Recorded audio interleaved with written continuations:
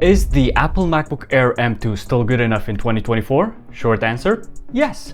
Long answer, yeah. But should you get it? The standout feature of the MacBook Air M2 is undoubtedly its second-gen M2 chip. Duh. Building upon the successes of the M1. The M2 chip delivers superior performance and efficiency. With a focus on optimized workflows and seamless multitasking, the M2 chip mildly enhances the overall user experience over the M1 and barely falls short of the newer M3 of 2023. Currently, demanding applications and resource-intensive tasks are the norm, as many people are doing all types of content creation, from image and video editing to creating music or 3D design. And the improved performance of the M series chips is a massive jump of performance and efficiency compared to the Intel-based Macs, as the i9 Intel MacBooks were basically cooking themselves and they had an abysmal battery life as an additional spit in the face. The efficiency of the M series chips lies in the ARM architecture, which combines high-performance cores with energy-efficient ones, allowing the system to dynamically balance power usage based on the task at hand. This efficiency is evident during light to moderate workloads, such as web browsing or typing away all day.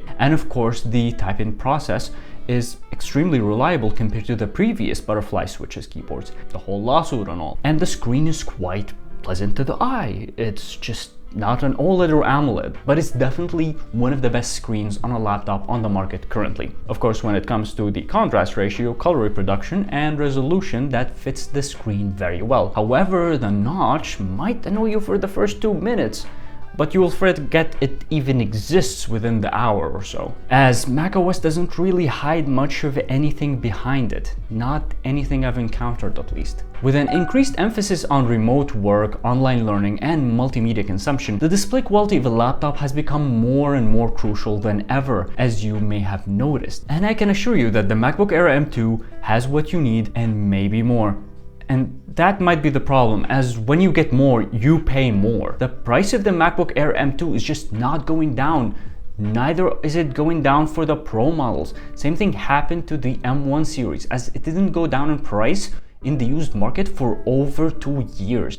This thing is a luxury. It is not a laptop you need, it's a laptop you want. There are many other laptops that can do practically really anything that this MacBook can do for half of the price. The Lenovo Ideapad and the Asus Vivobook come to mind. There's even an Asus Vivobook with an OLED screen. I'll have some links for a few of these laptop models down in the description. If you really want a MacBook and are looking for a good bargain, then the M1 MacBook Air is still more than enough for 99% of people. If you're going to do something more demanding like video editing or 3D, then make sure to get a model with at least 16 gigabytes of RAM, because you simply cannot upgrade the RAM on these things. It's just not possible. The only problem with the M1 MacBook Air is that it does look kind of outdated, so it's not really going to be the status symbol that you might have hoped for.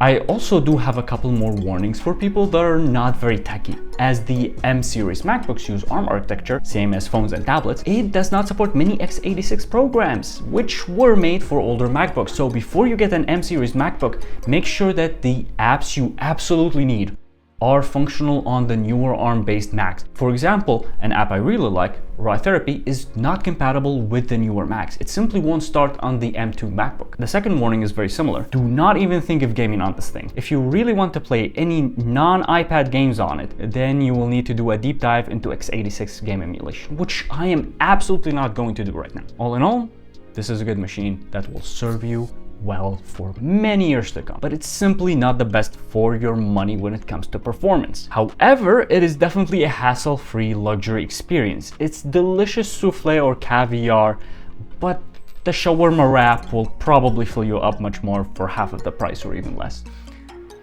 What the fuck was that?